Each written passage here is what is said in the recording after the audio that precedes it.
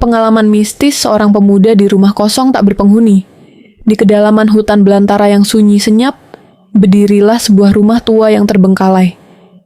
Kayunya lapuk dimakan usia. Jendela-jendelanya kosong menganga seperti rongga mata yang hampa.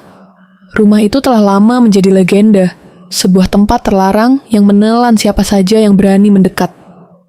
Desas-desus berbisik tentang roh-roh penasaran dan kutukan yang mengerikan, membuat bulu kuduk siapapun merinding. Tak seorang pun berani mendekat, apalagi memasukinya. Namun, takdir berkata lain bagi seorang pemuda bernama Adam. Taat beragama dan berhati teguh, ia tersesat dalam perjalanan pulang dari mengunjungi keluarganya di desa terpencil.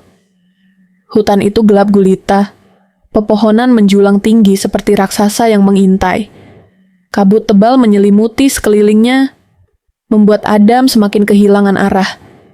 Hingga akhirnya, samar-samar ia melihat siluet rumah tua itu di tengah kegelapan. Ya Allah, rumah tua itu, semua orang bilang jangan mendekat. Batin Adam rasa takut mulai merayap. Tapi aku lelah sekali, aku harus berlindung. Ketakutan menghimpit dada Adam, namun rasa lelah dan putus asa mengalahkan rasa takutnya. Ia memutuskan untuk berlindung di rumah tua itu, berharap bisa menunggu hingga pagi tiba. Dengan langkah ragu, ia mendekati rumah tersebut. Pintu kayu yang sudah rapuh terbuka sedikit, seakan-akan mengundang Adam untuk masuk. Di dalam, kegelapan mencengkeram, bau apak dan lembab menusuk hidung. Adam menyalakan senter kecilnya. Cahaya redup itu menerangi ruangan yang penuh debu dan perabotan usang. Ia melihat sebuah kursi goyang tua di sudut ruangan, sebuah meja makan yang penuh dengan debu, dan beberapa foto keluarga yang sudah pudar warnanya. Di tengah ruangan, tergeletak sebuah kotak kayu tua yang kecil dan usang. Kotak kayu,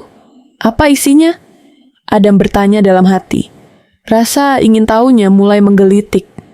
Suasana mencekam, namun Adam tetap teguh. Ia berdoa, memohon perlindungan kepada Tuhan. Ketika ia menyentuh kotak itu, sebuah cahaya redup memancar dari celah-celah kayu yang sudah lapuk. Cahaya itu terasa hangat dan misterius. Subhanallah, cahaya itu, tapi aku tidak boleh. Ini bukan milikku. Adam menarik napas dalam-dalam, menahan godaan untuk membukanya. Cerita-cerita itu, orang-orang yang menghilang, jangan sampai aku bernasib sama. Tiba-tiba, sebuah bisikan dingin menusuk telinganya. Jangan dibuka, Adam.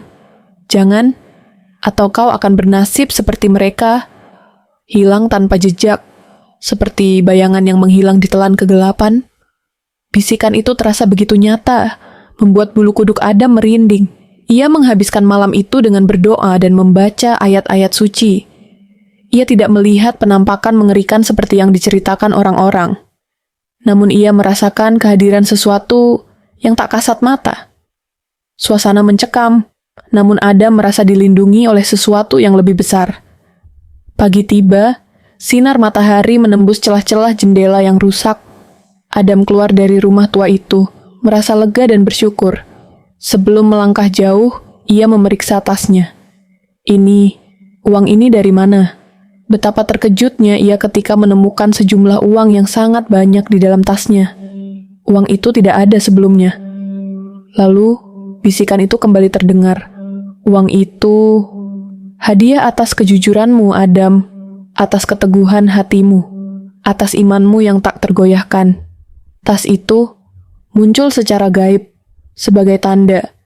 Karena kau tak tergoda oleh harta yang tersembunyi di dalam kotak itu. Kejadian ini terasa ajaib dan tak terduga. Ia menyadari bahwa bisikan yang ia dengar semalam mungkin benar. Membuka kotak itu mungkin akan membahayakannya. Namun, keberuntungan telah datang kepadanya dengan cara yang tak terduga. Ia menemukan jalan keluar dari hutan dan kembali ke desanya dengan selamat, membawa misteri kotak kayu dan kekayaan tak terduga sebagai kenangan perjalanan menegangkannya. Berbulan-bulan setelah peristiwa itu, rumah tua tersebut menjadi sunyi. Kotak kayu di dalamnya tak lagi memancarkan cahaya misterius. Tidak ada lagi cerita orang hilang di hutan itu. Kejadian-kejadian gaib seakan lenyap begitu saja. Rumah tua itu hanya tinggal sebuah bangunan tua yang lapuk, hingga akhirnya diakuisisi oleh pemerintah setempat.